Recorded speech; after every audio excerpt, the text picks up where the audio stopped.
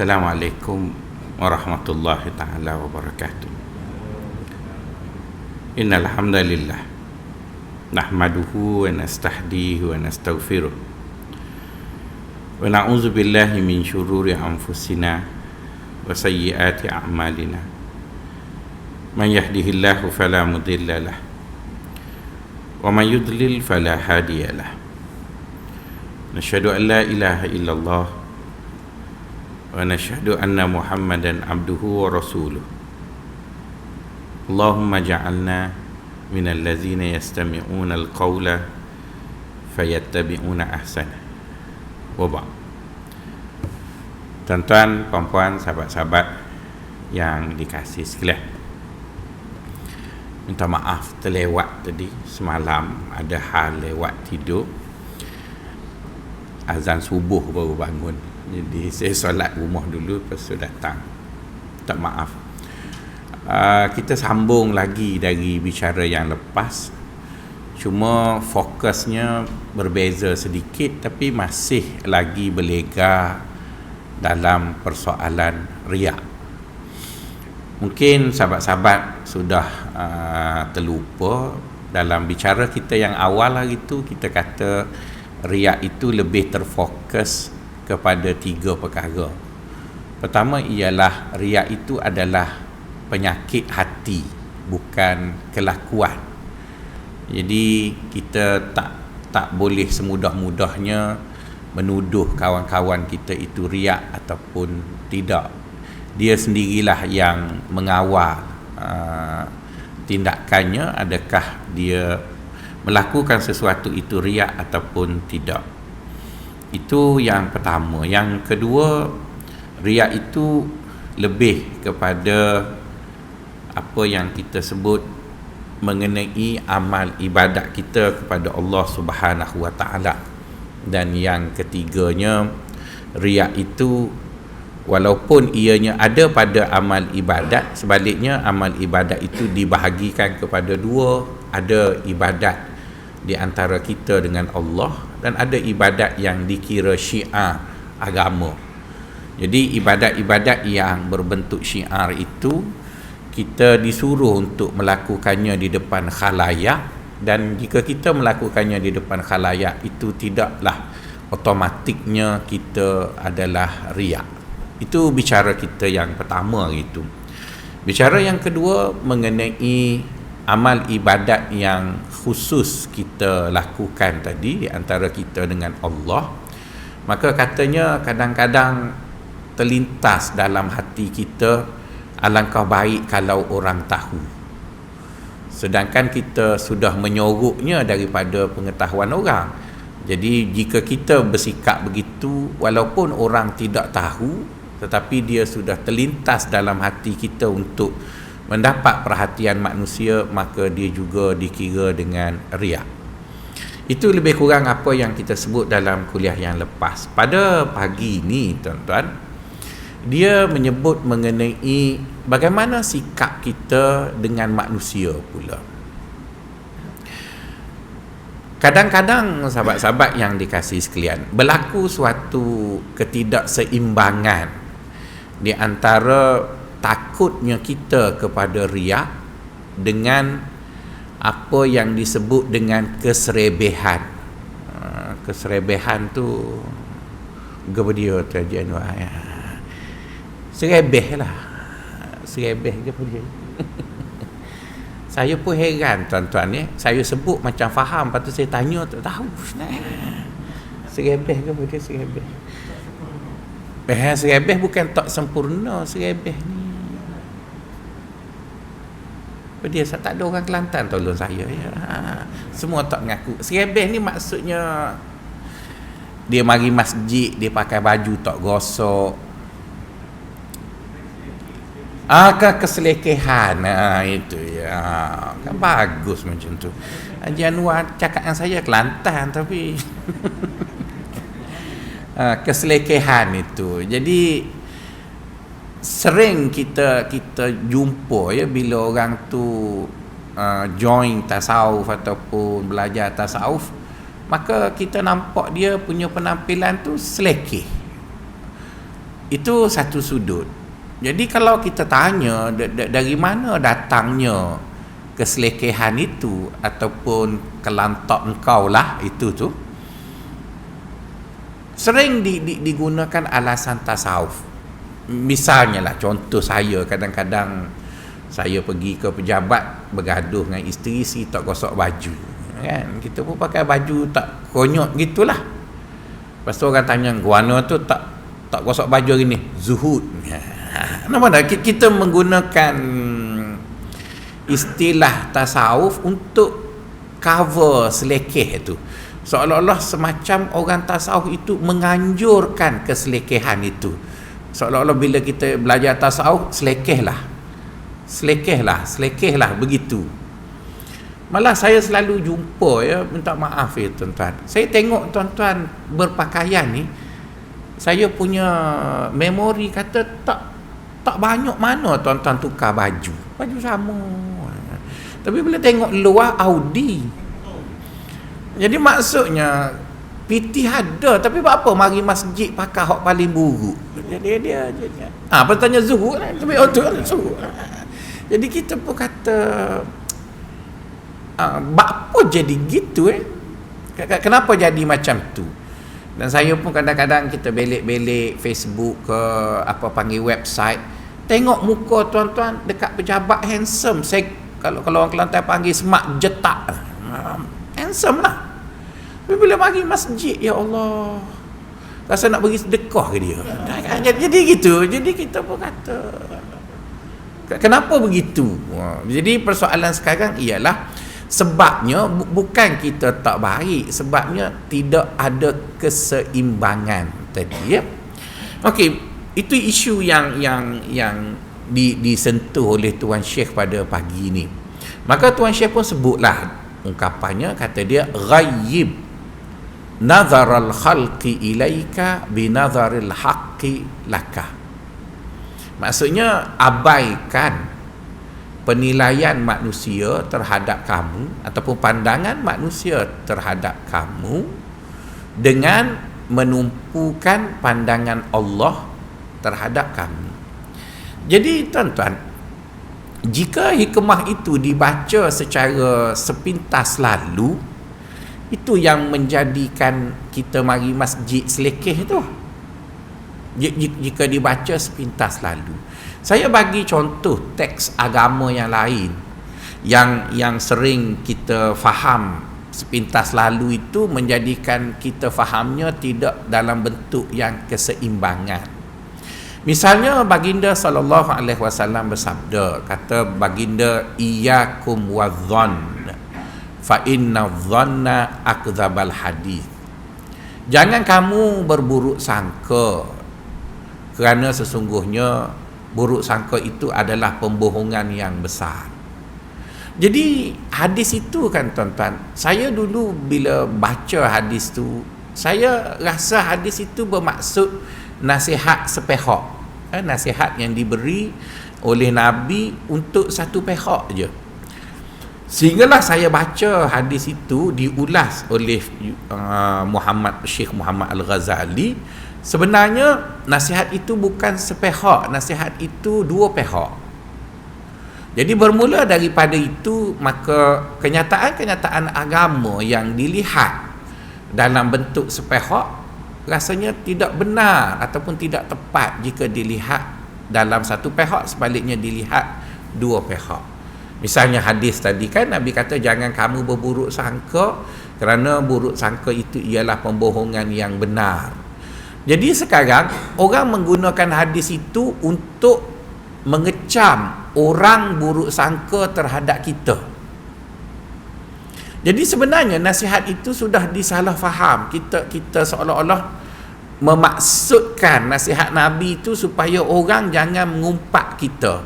Tapi kita punya kelakuan semacam memohon diumpat, itu kita tak jaga. Kita punya kelakuan.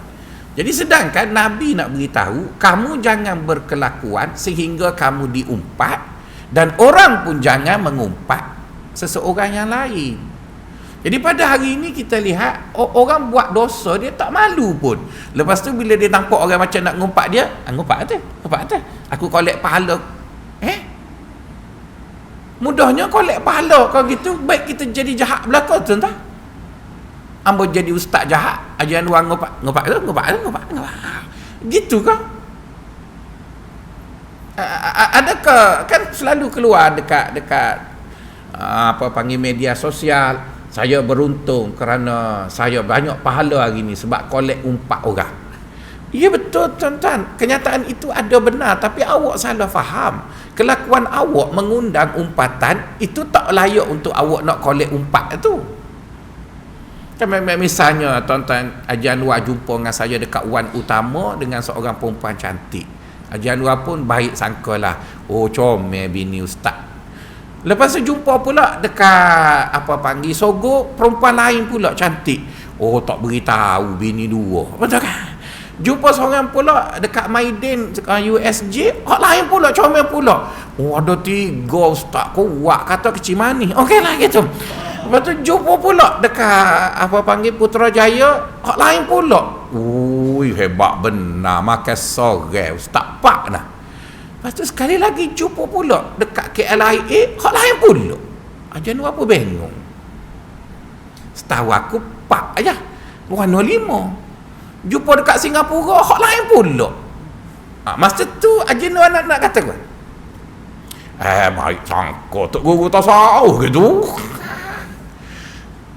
Jadi maksudnya tuan-tuan, kelakuan awak itu kan mengundang, umpatlah. Jadi bila kita mengundang orang mengata kita, lepas pada tu orang kata pada kita tak boleh nak claim, boleh pahala seronok, tak payah buat gapol lah ni, pahala banyak dah. Kalau gitu baik jadi ustaz jahat, curi duit orang tu, email ambil duit masjid, atau nak ngumpat tu deki atau orang beli kereta baru. Mana boleh gitu tu lah. Jadi itu dalam kata orang. Maka sama juga kata Tuan Syekh, abaikan pandangan manusia terhadap kamu, sebaliknya fokuskan ataupun beri tumpuan pada pandangan Allah terhadap kamu. Jadi tuan-tuan, kita mesti seimbangkan makna ungkapan itu di antara 2 perkara. Pertama ialah kita buat sesuatu dengan tujuan untuk menarik perhatian manusia. Kan kita definisi riak pada 3 minggu yang lalu. Itu satu benda kita harus ambil kira. Tapi dalam satu perkara yang lain, kita juga ada maruah yang perlu kita jaga. Kita ada juga maruah yang perlu kita jaga. Jadi untuk menjaga maruah, maka ada standard yang perlu kita penuhi. Untuk mengelak daripada riak, ada standard yang perlu kita penuhi. Jadi seorang Muslim yang baik, dia mengambil kira standard riak, dan dia juga mengambil kira standard penjagaan maruah tadi. Imam Mawardi rahimahullah ada bercakap panjang tentang maruah, dan beliau mengatakan maruah itu harus dibina di atas 2 asas. Pertama ialah keutuhan peribadi, yang satu lagi ialah menutup mulut orang. Jadi kita sebagai seorang Muslim mesti ada satu keutuhan peribadi, dan ada juga suatu perkara yang mengurangkan bebelan mulut orang. Jadi beliau mencadangkanlah beberapa perkara. Kenapa harus kita buat benda itu? Kerana penyaksian ataupun apa yang disebut kerana perakuan kawan-kawan kita bukanlah suatu perkara yang tidak dipakai dalam agama. Saya pernah sebut dekat tuan-tuan ya. Perakuan kawan-kawan kita terhadap kita ini diguna pakai oleh Allah dalam menentukan kedudukan kita di akhirat. Jadi kita jangan terlebih takut kepada riak sehingga kita tidak mampu untuk menjadikan kawan kita itu memperakui kita baik.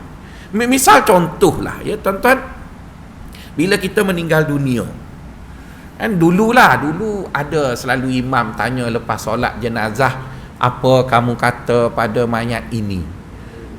Saya dah tak dengar sekarang. Mungkin Ustaz Wahabi kata bid'ah kot. Jadi saya pun tak tahu.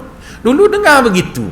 Sebenarnya apa yang dibuat itu ada dianjurkan oleh hadis Nabi. Cuba tuan-tuan bayangkan. Tuan-tuan takut sangat riak sehingga bila kawan-kawan ataupun imam tanya, apa kamu kata pada mayat ini? Itu pun tengok kiri kanan. No comment. Tak ada orang kata no comment. Jadi bila dia tanya, kenapa no comment? Sebab tak tahu nak kata jahat, dok juga nak kata baik tak pernah nampak. Nak buat macam mana? Jadi bila no comment, ya saya tahu, Allah tahu, malaikat tahu, tapi itu adalah suatu tawaran yang Allah beri pada kita, di mana jika seseorang itu meninggal dunia, kawan-kawan dia memperakukan dia baik. Kawan-kawan dia kata, ya dia baik, dia baik. Maksudnya bila imam tanya, apa kamu kata pada mayat ini, spontan satu masjid sebut, baik ya Allah, kami bersaksi dia orang baik. Bergema masjid. Saya rasa anak isteri kita yang meninggal dunia mesti akan rasa, ya ayah aku orang baik. Kawan-kawan dia semua kata dia orang baik. Isteri akan bangga bahawa. Jadi hadis itu sebut tuan-tuan, malaikat yang dengar perakuan kawan-kawan tadi akan bawa report dekat Allah. Allah tahu kita ni baik ke tak baik, takkan dia tak tahu. Tapi nak beritahu, dia ada satu peluang diberi kepada rakan-rakan untuk memperakukan kita. Maka malaikat tu dia tak tahulah, dia ikut apa yang disuruh. Sebab dia tak ambil copy paste buku Rocket Atik tu kan, dia tidak kata buat salinan bagi hadis ke. Tak, dia tugas dia macam tu, dia tak kelentong macam kita. Dia pun naiklah bawa. Dia kata, ya Allah, aku duduk dengar kawan-kawan si mati kata si mati tu baik. Yang mahalnya tuan-tuan, Allah kata apa dalam hadis itu? Aku tahu wahai hamba aku siapa engkau. Betul lah kan? Tapi oleh kerana kawan-kawan engkau memperakukan engkau adalah orang baik, maka setakat ini aku terima engkau baik. Tuan-tuan rasa tuan-tuan nak lepas ke peluang tu? Saya tak nak benda tu tuan-tuan. Saya rasa itu salah satu daripada peluang. Setidak-tidaknya tidaklah kita segera kena timbuk tu maksud kena azab. Selepas itu paling kurang ditangguh seketika kerana kawan-kawan memberi perakuan bahawa kita baik. Jadi dengan asas itulah sebagai seorang Muslim kita kena mengelak diri kita dari riak. Ya betul. Tapi dalam waktu yang sama kita mesti menjaga keutuhan diri kita supaya kita tidak dipertikai oleh orang. Jadi dua benda itu tuan-tuan mesti selari dalam hidupnya. Jadi di antara perkara yang disebut oleh Al-Mawardi, ialah penampilan. Maruah kita itu dikira mengikut penampilan kita. Jadi kalau tuan-tuan boleh berpakaian dengan pakaian yang baik, kan boleh berketerampilan dengan keterampilan yang baik, kerana tuan-tuan memang ada duit ke dan sebagainya, maka kenapa tuan-tuan memilih keserebehan tadi ataupun keselekehan tadi? Kenapa memilih keselekehan? Tuan-tuan jangan ingat pakai baju buruk tu tak boleh. Macam saya pakai baju pagoda, selalu bergaduh dengan isteri sebab pagoda ni makin lama makin sedap. Jadi tak apa, cuma dia duduk dalam, okeylah kan, okeylah. Isteri saya selalu suka ambil pagoda saya yang buruk sikit, dia buat lap dapur. Saya ambil dalam tong sampah, basuh lagi, pakai. Dia kata pakai lagi. Kata kamu tidak mengetahui nikmat pagoda, betul kan? Itu yang kadang pun pakai lagi. Itu tak apalah sebab kita selesa dan kita pun sorok. Tapi pagoda tu mari masjid teruk benar. Janganlah begitu. Jadi sebab itu tuan-tuan, di antara maruah diri dengan apa yang disebut dengan riak itu ialah dua benda yang harus dijalani bersama. Kita tidak nak menunjuk, tapi dalam waktu yang sama kita ada bottom line yang kita tidak akan lepasinya, kerana ianya juga berkait dengan maruah kita. Misalkan tuan-tuan, orang tahu kita ni pencen turus, betul kan? Tak perlu sebutlah berapa amount pencen turus ataupun jusai pencen. Jadi oleh kerana kita jusai dah tak ada allowance, kita pakailah mai vianok mari masjid. Okeylah, sebab lot parking kecil, okey lagi. Tapi duduk sebelah kita kain cak gajah tu nampak pohon tu, tuan-tuan. Ini kusam, jadi kita kata takkan tak ada pitih. Sungguh tuan-tuan, kadang-kadang saya jumpa tuan-tuan, saya pernah jumpa salah seorang daripada tuan-tuan dekat apa panggil Alamanda. Saya rasa orang ni aku pernah tengok kat Masjid Al-Mu'min tu. Saya tengok. Oh, semak jetak comel. Tapi mari masjid. Oh, no. Mungkin tuan-tuan kata, habis yang ustaz duk pakai baju tu je, saya pakai yang ni sebab hak ni jadanya. Lalu kalau tuan-tuan tanya, yo kau ustaz, ambo ada 200 anak murid, ambo kena tanggung. Duit di situ lah. Ambo ada hak ni je, kalau ada hak mahal, pakai lagi. Tapi dah tak ada dah. Tapi tak ada lah teruk sangat, betul kan? Piyuh pun gol 50 riyal, hak tuan-tuan piyuh gol 3 riyal lagi teruk, betul kan? Maksudnya tuan-tuan, pakailah sesuatu yang menutup kita punya benda tadi. Ada satu hari lah ya, ada seorang tu suami dia meninggal dunia, dan suami dia pun ialah pegawai kanan kerajaan. Jadi dia cakap kat saya, ustaz, saya tak tahu nak buat apa dengan pakaian suami saya. Kalau boleh biarlah dia dapat pahala di syurga lagi, di syurga lagi, sebab pakaian dia dipakai oleh ustaz. Jadi saya kata okey je. Kebetulan saiz suami dia tu lebih kurang saya. Jadi dia bagilah kat saya satu kotak baju suami dia, baju Melayu, baju apa. Jadi tuan-tuan, bukan saya nak hina dia, saya ni baju ni kain murah je, beli Nagoya RM12 je semeter. Tapi saya tengok hak tok lelaki dia teruk lagi. Jadi kita pun tak faham kan, kenapa begitu. Mesti dia datang daripada kepala dia, kita tak boleh nunjuk-nunjuk dekat orang, kita kena pakai zuk. Gitulah lebih kurang dia faham tadi. Habis bagaimana dengan firman Allah, ya ayyuhallazina amanu khuzu zinatakum inda kulli masjidin. Itu firman Allah tu, bukan saya kata. Wahai orang-orang yang beriman, pakailah segala perhiasan yang kamu ada bila kamu pergi ke masjid. Maksudnya bukanlah litlak macam Mak Daud Kilau tu, tapi maksudnya pakailah pakaian yang baik, yang memperlihatkan siapa kamu, apa status sosial kamu. Pakailah pakaian yang baik, jubah yang baik, pakaian yang baik bila kamu pergi ke masjid. Maksudnya kita tidak boleh riak, tetapi dalam waktu yang sama kita juga harus menjaga kita punya maruah kita tadi. Setidak-tidaknya ni kita orang kalau pergi ke shopping komplek mana-mana pakai polo punya perfume, pakai pagi esok pun tak habis lagi. Tapi mari masjid pakai minyak angin Maidin, kan? Ataupun banyak luar tu minyak angin. Lepas tu lekat merah baju apa, minyak angin Maidin. Bukanlah nak hina yang Maidin tu. Kenapa mari masjid kena pakai minyak angin kita duduk sebelah dia pun nak pitam. Tapi bila pergi tempat lain boleh pula dia pakai benda yang. Jadi tuan-tuan dah seorang yang berkemampuan, tuan-tuan orang yang segak, maka biarlah tuan-tuan segak di mana saja. Di rumah segak, mari masjid segak, di sana sini segak. Jadi itu sahaja yang dimintanya, dan itulah yang ditunjuk oleh baginda sallallahu alaihi wasallam. Kita tengok Nabi tak ada dua personality. Nabi ada minyak wangi. Minyak wangi itulah dia pakai dia duduk masjid, minyak wangi itulah dia pakai dia jumpa orang, minyak wangi itulah dia pakai di mana-mana. Yang tu je yang agama minta. Jangan bila mari masjid je downgrade terus. Bila pergi tempat lain upgrade. Kenapa ada downgrade, upgrade? Kita orang mukmin tu kan satu personality. Personality dia satu je.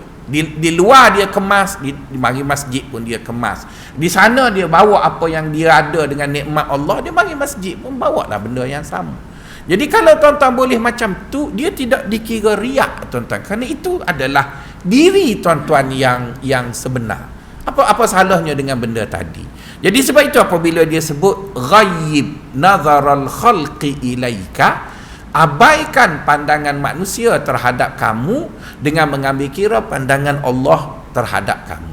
Okey, itu perkara yang pertama. Perkara yang kedua, tuan-tuan dan puan-puan, sahabat-sahabat yang dikasihi sekalian, apabila kita melakukan sesuatu, kita kena ingat ya, tidak semua benda baik yang kita buat ianya ada kemenjadian pada kita. Kemenjadian, tuan-tuan faham ya? Jadilah jadi. Januar kena hafal vocabulary. Kemenjadian tu maksudnya efficiency. Ke apa ya? Ke apa dia? Efficient tu apa ya? Tuan-tuan ni Inggeris pun tak tahu juga. Keberkesanan itu. Jadi maksudnya kita kena ingat ya, setiap kita ni dia bukan bermaksud bila kita nak jadi baik maka semua benda baik kita buat jadi berlaku dengan baik. Misalnya salah faham ya, ada orang dia cemburu tengok anak orang lain hafal Quran, maka dia pun bawalah anak dia pergi ke sekolah tahfiz nak suruh hafal Quran juga. Maka bila anak dia tak boleh hafal Quran, dia pun kecewa, dia pun pergi hantar ke sekolah tahfiz lain dan sebagainya. Tuan-tuan kena ingat, nak masuk syurga ni bukan dengan hafal Quran saja. Ada orang dia boleh hafal Quran, ada orang dia tak boleh. Jadi tuan-tuan tak perlulah sedih sampai murung, sebab kita dah tak boleh nak kata macam mana. Jadi tuan-tuan pun kena ingat begitu dengan ibadat. Saya pernah sebut dekat tuan-tuan, dalam menuju kepada Allah, tuan-tuan mesti mengetahui sebanyak mungkin jenis-jenis amalan baik secara horizontal dulu. Bentang panjang tu, tuan-tuan tahu yang ini. Lepas tu tuan-tuan cuba buat yang ni, cuba buat yang ni. Nanti bila dah tuan-tuan cuba tu, adalah satu dua daripada yang tuan-tuan cuba tu ada skung ke apa dia? Keserasian. Bagus gini. Ada keserasian. Jadi macam zikir, tuan-tuan. Kita ada maksurat sughra, ada maksurat kubra, kita ada Hizbul Bahri, kita ada Hizbul Nawawi, ada Majmu' Syarif. Itu semua adalah susunan zikir yang boleh kita baca. Tapi kenapa kita tak sama? Ada orang dia lebih suka baca Hizbul Bahri, ada orang suka baca Hizbul Nawawi, ada orang suka baca maksurat, ada orang suka baca. Jadi sekarang kita tak boleh nak marah, apa baca hot tu? Ikut kawan masalahnya. Jadi nak beritahu tuan-tuan, Allah tu sengaja buat amalan tu pilihannya banyak. Jadi bila dia buat pilihan banyak, kita bentang dulu secara horizontal tu, membentang begitu. Kita cuba. Dalam kita cuba, adalah satu dua yang serasi dengan kita. Maka kita pun buatlah secara vertikalnya pula. Terus buat. Jadi dalam melaksanakan ibadat itu, tuan-tuan, ramai orang menyangka kalau orang lain boleh buat benda tu, aku juga akan berjaya buat benda tu. Jangan, tuan-tuan. Jangan fikir gitu. Jangan fikir begitu. Mungkin kita boleh cuba, tetapi adakah kita akan berjaya dalam benda tu? Tak. Saya nak sebutnya begini, tuan-tuan. Misalnya kalau kita tanya, tak apalah, rekod lah. Misalnya kita tanya, Allah kebab beratnya nak cakap. Okeylah, saya sebutlah ya. Misalnya kalau tuan-tuan pergi ke sekolah tahfiz, tuan-tuan tanya mudir sekolah tahfiz. Kadang-kadang tuan-tuan, kalau nak dilihat kepada taburan sekolah tahfiz yang ada di Malaysia ini, Selangor adalah juara negeri yang paling banyak sekolah tahfiz. Selangor paling banyak. Nombor 2 Kedah, nombor 3 Perak. Selangor paling banyak. Lepas tu daerah yang paling banyak sekolah tahfiz ialah Hulu Langat. Banyak, tuan-tuan. Ada 120 buah sekolah tahfiz di Hulu Langat. Okey, kita pergi jumpa mudir sekolah tahfiz tu. Kita tanya dia, Ustaz, boleh tunjuk tak kurikulum bertulis sekolah ni? Dia tak ada. Ini kita belajar kerana Allah. Kita pun okeylah. kan? Lepas tu dia pun bising kenapa bantuan kerajaan tak dapat. Jadi kita kata nak dapat bantuan kena daftar. Oh, tak boleh daftar, nanti dia kacau sekolah kita punya kurikulum. Tadi dia kata kurikulum bertulis pun tak ada. Lepas tu bila kita suruh daftar, dia takut ketakut gapo dia. Jadi okeylah, akhirnya kita dah dapat bayang bahawa anak-anak yang ada kat situ tercicir lah. Okey, kita pun tanya dia, selepas budak ni keluar hafal Quran, apa yang dia boleh buat? Rezeki di tangan Allah. Saya tahulah rezeki di tangan Allah, tapi setidak-tidaknya stepnya kedua, step ketiga kita tak fikir lagi. Jadi kita pun kata, okey, kita pun kerana jawapannya begitu, kita pun tengok dari jauh. Maka kita tengok dari jauh ialah budak yang belajar tahfiz tadi sudah hafal Quran, dia pun buka sekolah lain pula, betul kan?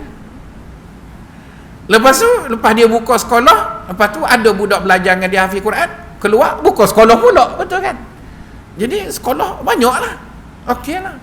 Bila sekolah tadi banyak, tuan-tuan, maka kadang-kadang kita tengok ada mudir yang buka sekolah dan sekolah dia dibina dengan baik, sekolah dia jadi berkembang lah. Tapi ada orang buka sekolah, mati sekolah dia.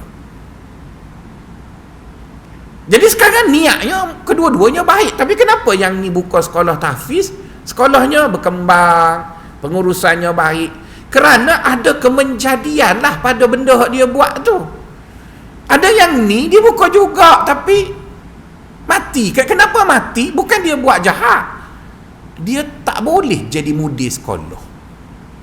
Dia tak sekung tadilah apa panggilnya. Tidak serasi untuk dia buka sekolah tahfiz. Tapi kerana dia tak ada dah idea lain untuk buat baik, untuk berdakwah kalau alasan tu baiklah, ataupun untuk menjana keuangan, dia kekal juga buka sekolah. Jadi bila dia buka sekolah tak gagal juga, dia terus kononnya dia istiqamah. Sebenarnya dia tak perlu buat dah tu. Dia tak boleh buat dah tu. Kalau dia pergi juga pun dia tebing ya. Dia paksa diri dia supaya buat, sedangkan dia dah tak boleh buat dah benda tu.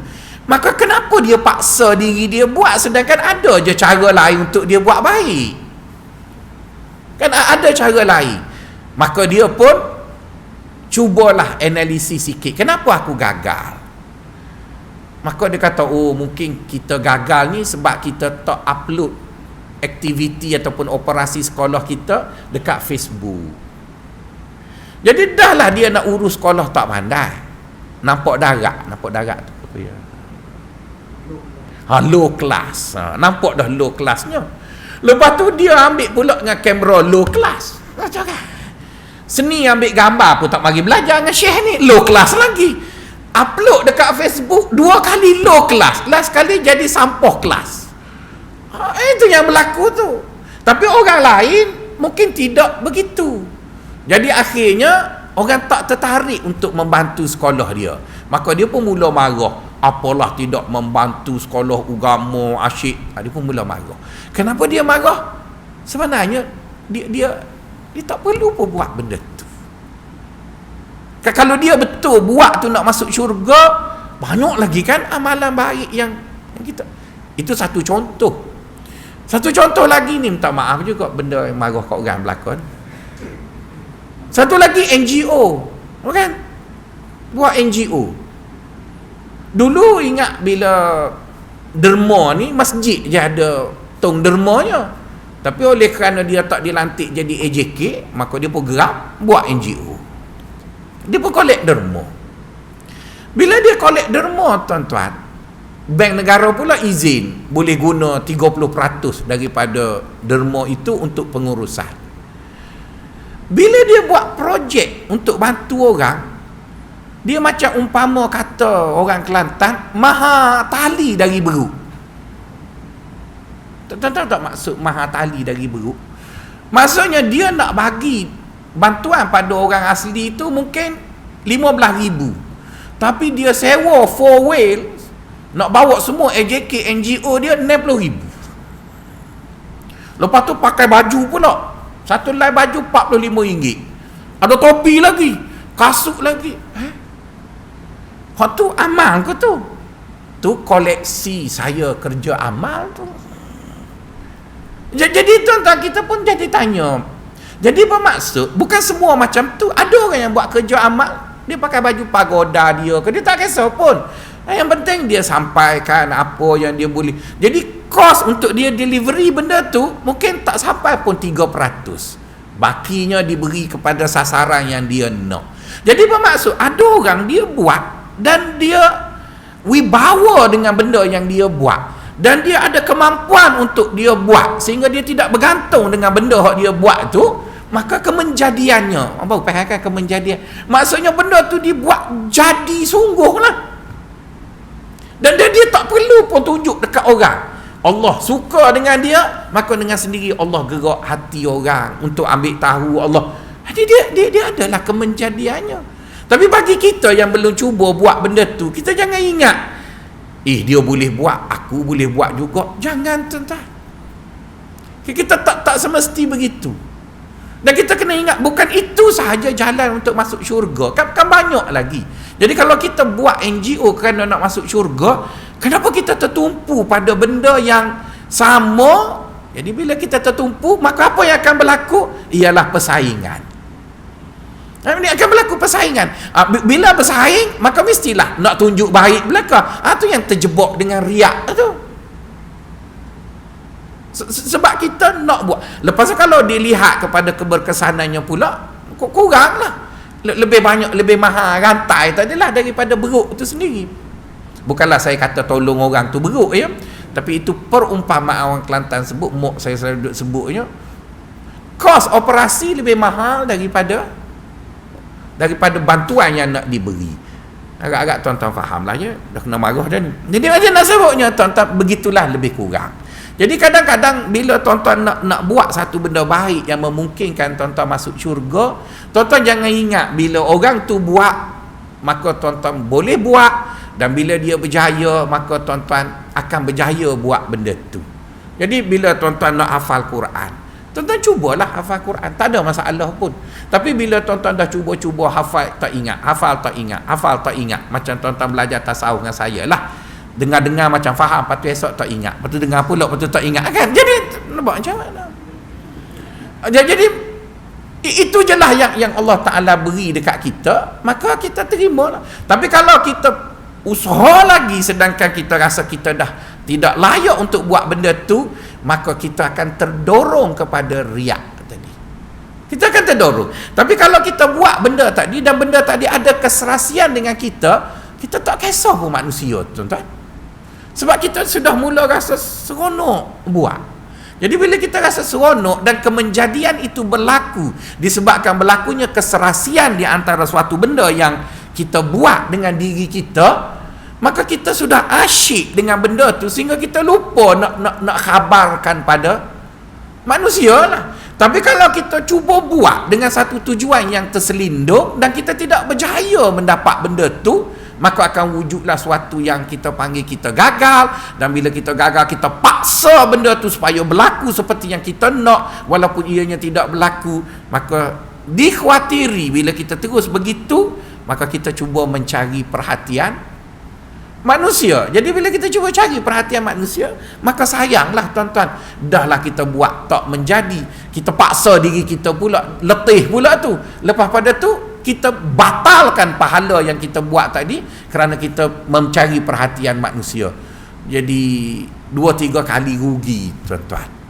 Contohnya lah ya, saya cerita saya lah. Saya perut bucik dan tuan-tuan tengok muka saya tak semayang banyak, tapi saya semayang lah. Sebab orang perut bucik ni turun nak naik payuh, tuan-tuan. Hak kecil-kecil macam Tuan Haji ni patut kuruh tu, okeylah, tak iman kita kuruh lagi, okeylah. Saya tak semayang banyak. Jadi saya cuba, tapi dia tak jadi semayang banyak. Jadi ada ustaz-ustaz yang tuan-tuan tengok dahi dia hitam, ya okey. Tapi tuan-tuan janganlah kata saya tidur banyak. Tak, saya tak tidur banyak, cumanya tak semayang banyak. Jadi bila saya tidak semayang banyak, saya ada benda lain yang saya buat bila saya bangun awal pagi. Dan benda tu saya tak perlu cerita ke orang lah, sebab saya dah seronok buat tu. Saya baca buku, saya saya rasa seronok lah. Dan saya tak perlu pun tarik perhatian duduk dekat Facebook. Ya, kamu semua sedang tidur, aku kini sedang mentelaah dada-dada khazanah ilmu. Saya tak perlu lah, sebab kita seronok buat benda tu. Kita dah seronok buat benda tu, kita tak fikir pun manusia, sebab benda tak dibuat. Tapi kalau kita paksa diri kita, mulalah kita berasa dah lah payah, nanti payah orang tak tahu, rugi. Jadi itu yang jadi kita duduk bercerita, kita tunjuk kita dan sebagainya. Jadi oleh kerana itu tuan-tuan dan puan-puan, maka tuan-tuan dan puan-puan kena ingat ya, agama ini dia tak nak paksa kita, cuma dia suruh kita jadi orang baik, itu saja. Jadi menunjukkan dia tidak nak paksa kita buat satu benda, maka dia pun bentanglah kepada kita sebanyak mungkin amalan-amalan baik yang kita boleh pilih sebagai ianya satu peluang, dan pilihlah mana satu yang kamu suka asalkan dia serasi dengan kamu. Jadi apabila dia sudah serasi, maka kita lakukan perkara tadi dengan seronok. Dan bila kita seronok, maka pastinya lah perlakuan kita itu hanya fokus kepada Allah Subhanahu wa ta'ala. Tapi kalau kita tidak seronok, kita akan cari keseronokan lain. Dan keseronokan lain yang disukai oleh nafsu kita ialah attention daripada manusia. Bla bla bla bla. Okey, itu nombor 2. Nombor 3, tuan-tuan. Kenapa agama ataupun orang tasawuf dia kata jangan beria sangat ambil perhatian manusia? Ada 4 sebab kalau boleh diberi ya. Ada 4 sebab kenapa jangan obses sangat dengan perhatian manusia. Kaedah yang dipakai pertama ialah, jika kita ada seorang tuan dengan kita banyak tuan, mana lebih payah untuk kita puaskan? Yang banyak lah kan. Maka sebab itulah Allah sebut dalam Quran, lau kana fihi ma alihatun illallah la fasadata. Kalaulah dalam dunia ni ada 2 Tuhan, maka hancur lebur dunia. Sebab yang tu pun nak, yang ni pun nak. Jadi macam mana?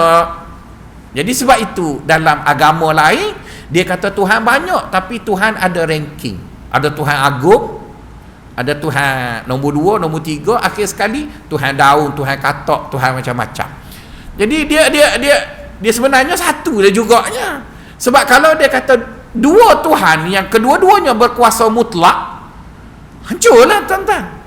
Jadi sebab itu bila kita buat satu benda, kalau kita aim manusia, kita kena ingat manusia tu ramah. Macam mana kita nak suruh semua puas hati? Tapi kalau kita buat aim kita Allah, Allah senang. Dia seorang kan? Jadi mana baik tuan-tuan bekerja untuk ramai orang dengan tuan-tuan bekerja untuk seorang? Saya rasa bekerja untuk seorang lebih mudah. Dan dahlah Allah itu satu. Dia pula tak ada kerenah biol macam orang ramai ni. Orang ramai, minta maaf lah ya, orang ramai ni bukan tuan-tuan, maksudnya manusia tu lah. Mana manusia? Jadi kalau tuan-tuan buat kerja untuk manusia nilai, tuan-tuan kan letih. Hak ni kata begini, hak ni kata begini. Akhir sekali tuan-tuan pun rembah. Buatlah. Kenapa? Sebab kenapa kau nak buat benda tu? Tapi kalau kau buat untuk Allah, Allah tu dia seorang dan dia tak pernah berubah. Wa kana alaihi makana, kata orang akidah. Allah itu begitu dan dia begitulah sampai bila-bila. Jadi oleh kerana dia begitu dan akan begitu sampai bila-bila, mudah tuan-tuan macam tuan-tuan nak melabur lah kan. Tuan-tuan nak melabur, tuan-tuan kan investor yang baik belaka ni. Tuan-tuan nak melabur, walau payah macam mana pun syarat pelaburan di sebuah negara, tuan-tuan boleh hejaz, asalkan jangan setiap kali bentang keuangan ubah dasar. Oh, ubah semua, pening lah tuan-tuan, tu yang orang lari macam negara kita lah. Jadi tahun ni lain, tahun depan lain, jangan ubah begitu. Jadi Allah tu walaupun kita kena buat begini, kita kena buat begini, tapi daripada dulu sampai sekarang dia macam tu lah. Jadi sebab itu orang tasawuf kata, bila kita buat satu benda, baik kita aim dia. Sebab satu dia seorang, lepas tu dia tak pernah berubah, dan dia akan tolong kita. Jadi itu sebab pertama, jangan ambil kira manusia sangat. Itu yang pertama.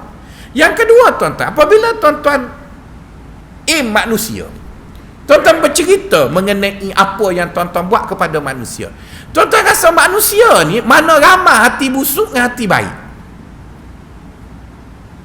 Nanti bila tuan-tuan cerita,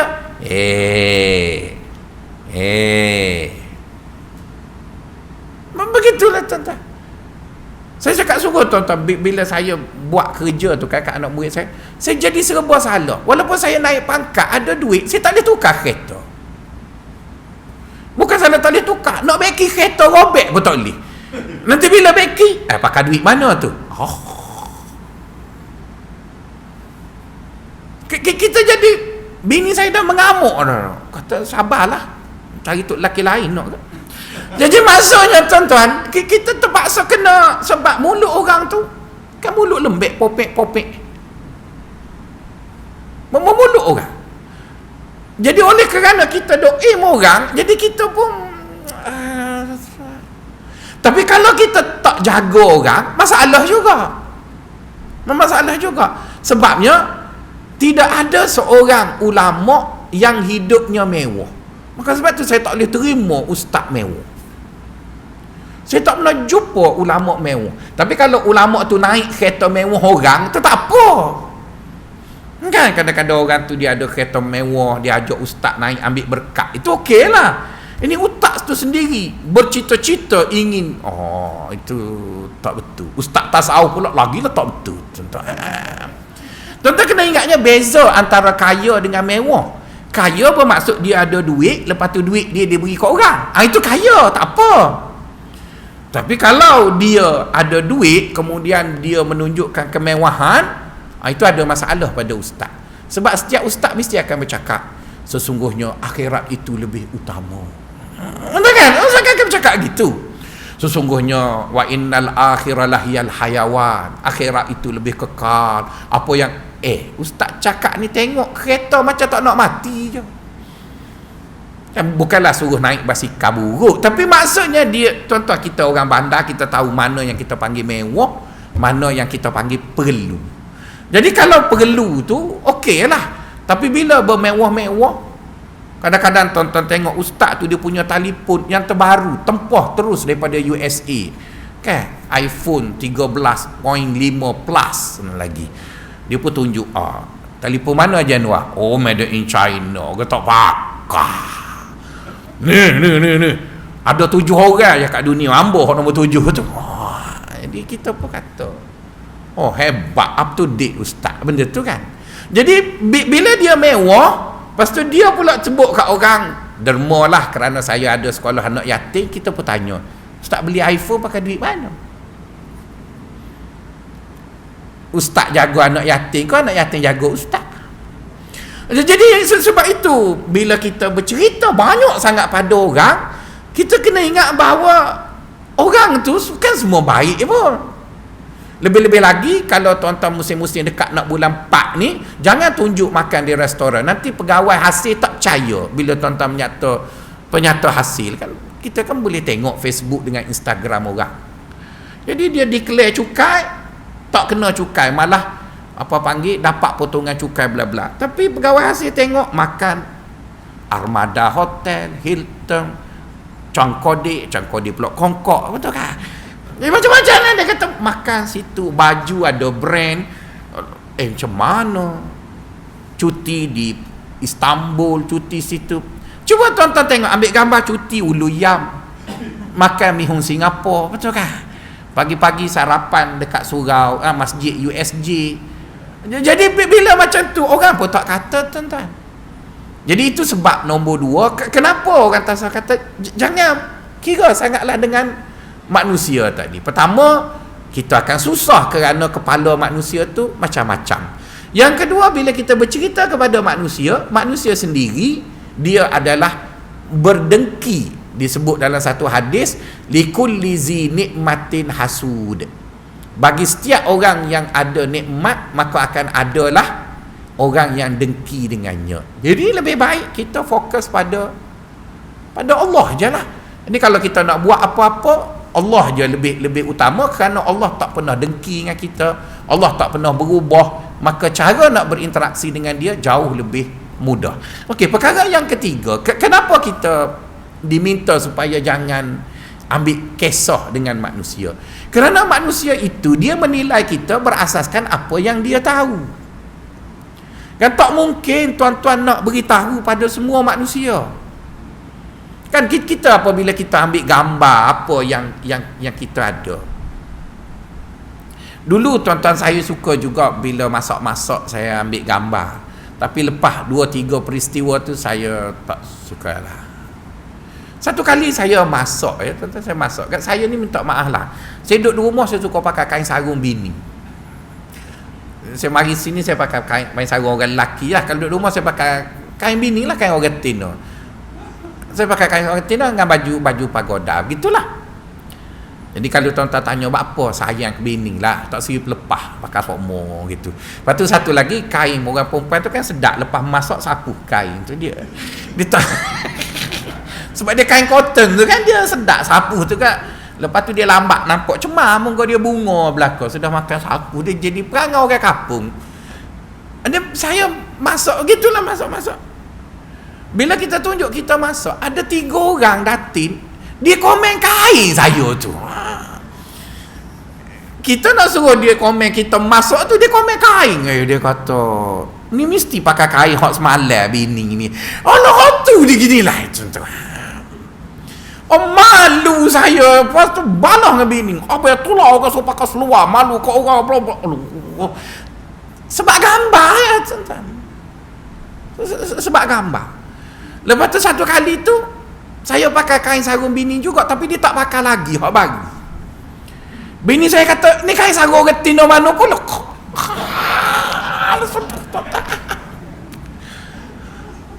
Sebab gambar. Jadi lepas pada tu cerita kau orang. Sebabnya tadilah yang nombor 3 tu. Manusia bila kita tunjuk dekat dia, dia menilai kita mengikut apa yang ada dalam kepala dia mengenai kita. Kalau dia tahu banyak pasal kita, maka mungkin baiklah penilaian. Kalau dia tak tahu banyak pasal kita, letihlah kitanya, tuan-tuan. Letih tu maksudnya macam-macam masalahnya.